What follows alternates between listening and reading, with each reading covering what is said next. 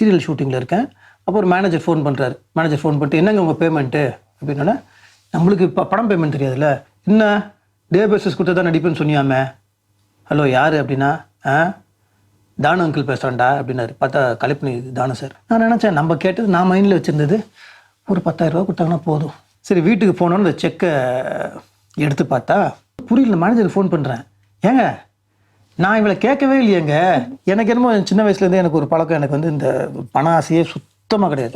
இல்லைங்க எனக்கு எதுக்குங்க அப்படின்னா, ஏங்க இது அட்வான்ஸாக கொடுக்க சொன்னார் வைங்க அப்படின்ட்டாங்க. ஒரு பிரேஸ்லெட்டை வாங்கி எங்கள் அப்பாட்ட போய் நான் கொடுத்து, மன்னிச்சிருங்கப்பா, ஒரு 10 வருஷத்துக்கு முன்னாடி நான் ஒரு பிரேஸ்லெட் உங்கள்கிட்ட எடுத்து ஆட்டையை போட்டேன், என்னால் திருப்பி வாங்கி தர முடியல, என்னால் இவ்வளோ தான் முடிஞ்சுது, இன்னும் சம்பாரிச்சு இன்னும் வாங்கி தருவேன் அப்படின்னு சொல்லி அவர் இன்றைக்கி அதை பெருமையாக கையில் போட்டுக்கிறார். ஒரு நாள் கூட இவன் என்னடா நீ சினிமாவில் நடிக்கணும் பெரிய ஆளுன்னு நினச்சி நீ சீரியலில் போய் நடிச்சு அப்படி சொல்லவே மாட்டார். ஏன்னா எந்த தொழிலும் அதை மதிக்கிறவர் தான் எங்கள் அப்பா. ஒரு வேளை நான் சீரியலே நடிக்காமல் நேரம் நான் ஒரு ஆட்டோ ஓட்டிட்டு இருந்தால் கூட அதை கூட என்ன அப்ரிஷியேட் பண்ணுவார். டேய் ஓகே சூப்பர்ரா, நல்லா நியாயமாக ஆட்டோ ஓட்டுறியாமேடா, நல்லா ஓட்டுறியாமேடா. அதுதான் ஒரு அப்பான்றது. என்னைக்கு ஒரு புள்ள என் அப்பா மாதிரி நான் வரணும்னு சொல்கிறானோ அன்னைக்கு அவங்க அப்பா ஜெயிச்சிட்டார். அப்பாவோட கை, அதாவது அவரோட பிரேஸ்லெட் ஒன்று வந்து தங்க பிரேஸ்லெட்டா ஆட்டையை போட்டதா சொன்னீங்க. அதை நீங்க எப்படியாச்சும் ஒரு சின்ன ஒரு பிரேஸ்லெட் ஆச்சு பண்ணணும் அப்படின்னு சொன்னீங்க. திருப்பி கொடுத்தீங்களா, வாங்குனீங்களா அப்பாக்கு? நான் ஆட்டை போட்டது நிறைய ஏகப்பட்ட பவுனு. ஆனால் பட் என்னென்னா நான் சீரியல்லாம் முடிச்சிட்டதுக்கப்புறம் திடீர்னு ஒரு நாள் தெரி படத்துலேருந்து ஒரு ஆஃபர் கிடச்சிது நடிக்கிறதுக்கு. அதுக்கு காரணம் என் கசன் மகேந்தர், இப்போ கமல் சார் கூட கோ ப்ரொடியூசர் மகேந்தர். ஸோ தெரி படத்தில் சான்ஸ் கிடச்சோன்னே எனக்கு ஒரு நாள் என்ன பண்ணுறேன், நான் சீரியல் ஷூட்டிங்கில் இருக்கேன். அப்போ ஒரு மேனேஜர் ஃபோன் பண்ணுறாரு. மேனேஜர் ஃபோன் பண்ணிட்டு என்னங்க உங்கள் பேமெண்ட்டு அப்படின்னா, நம்மளுக்கு இப்போ படம் பேமெண்ட் தெரியாதுல்ல.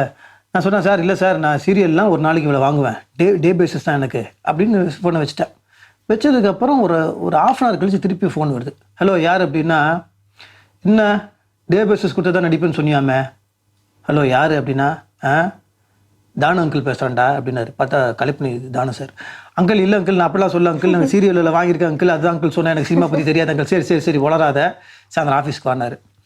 ஆஃபீஸ்க்கு போனோன்னா அந்த படத்தில் சின்ன கேரக்டர் தான் பண்ணேன், ரொம்ப குட்டி கேரக்டர் தான்.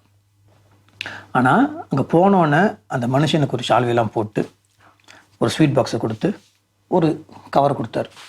நான் நினச்சேன் நம்ம கேட்டது நான் மைண்டில் வச்சுருந்தது ஒரு 10,000 கொடுத்தாங்கன்னா போதும், சின்ன கேரக்டர் தானே போதும், இப்படி தான் மைண்டில் வச்சுட்டு ஓகே அங்கிள் அப்படின்னோடனே அவருக்கு என்னென்னா, டே உங்கள் அப்பா அவர் என் ஃப்ரெண்டுடாக இருக்குண்ணா, அந்த மரியாதை எனக்கு கிடைச்ச மரியாதை இல்லை, எங்கள் அப்பாவுக்கு அவர் மேலே வச்சுருக்க பாசம். சரி வீட்டுக்கு போனோன்னு இந்த செக்கை எடுத்து பார்த்தா 1,00,000 ரூபா, அது அட்வான்ஸு.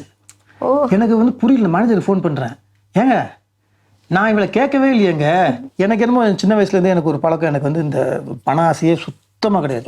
இல்லைங்க எனக்கு எதுக்குங்க அப்படின்னா, ஏங்க இது அட்வான்ஸாக கொடுக்க சொன்னார் வைங்க அப்படின்ட்டாங்க.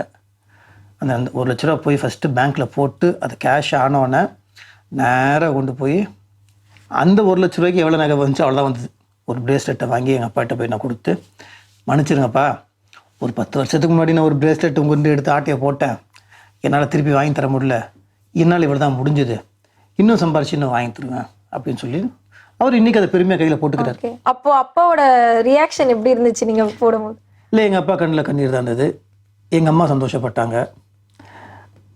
என்னென்னா அதான் சொல்கிறேன், எனக்கு அந்த இன்சிடென்ட் சொல்கிறேன்ல, நம்மளை கண்டிக்காமல் நம்மளை கரெக்டான வழியில் அந்த இன்சிடென்ட் தானே நம்மளை திருப்பிச்சு.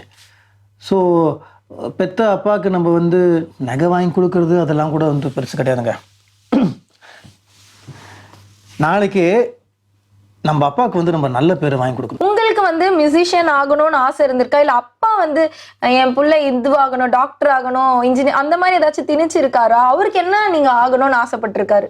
இல்லை அவர் என்னை ஃப்ரீயாக தான் விட்டுருந்தாரு. அவர் என்னென்னா என்றைக்குமே வந்து என்னை வந்து மியூசிக் எது நான் ஒழுங்காக பண்ணியிருந்தாலும் அந்த ஃபீல்டில் என்ன உள்ள நுழைச்சிருப்பார். பட் ஓகே இன்றைக்கி அவருக்கு என்ன ஒரு பெருமைனா, சரி என் பேரை சொல்லாமல் வந்துட்டான் பார்த்தியா, ஓகே ஏதோ அதே மாதிரி என்னடா அவன் சீரியலில் ஒரு நாள் கூட இவன் என்னடா நீ சினிமாவில் நடிக்கணும் பெரிய ஆளுன்னு நினச்சி நீ சீரியலில் போய் நடிச்சு அப்படி சொல்லவே மாட்டார். ஏன்னா எந்த தொழிலும் அதை மதிக்கிறவர் தான் எங்கள் அப்பா.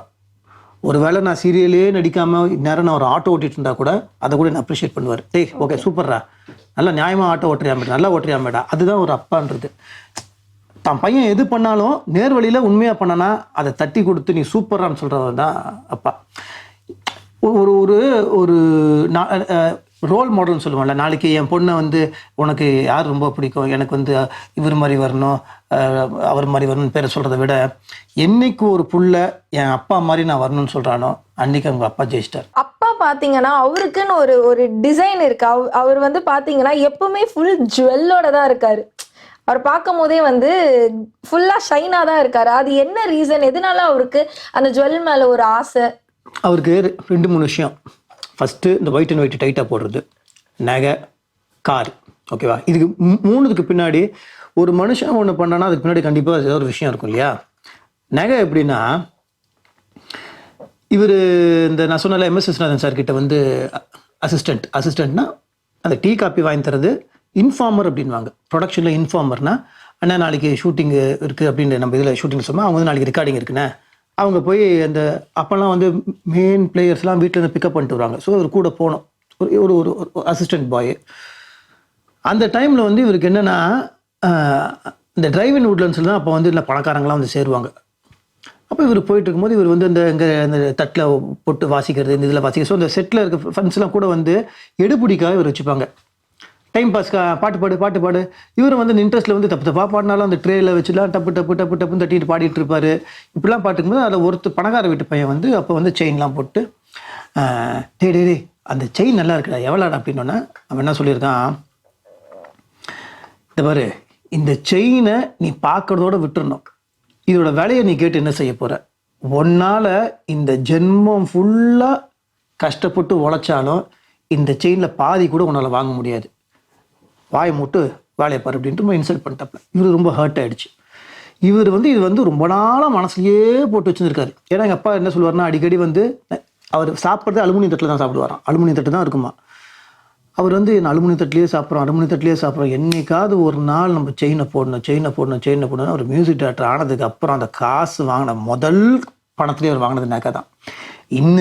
அன்னிலேருந்து இன்னைக்கு வரைக்கும் பார்த்தீங்கன்னா நகை என்னன்னா, அன்னைக்கு ஒருத்தர் சொன்னான்ல நான் நகை போட முடியாதுன்னு, அவன் பார்க்குறான் பார்க்கலன்றதுலாம் கிடையாது, நான் போடுவேன், இன்னைக்கு அப்புறம் போட்டிருப்பாரு.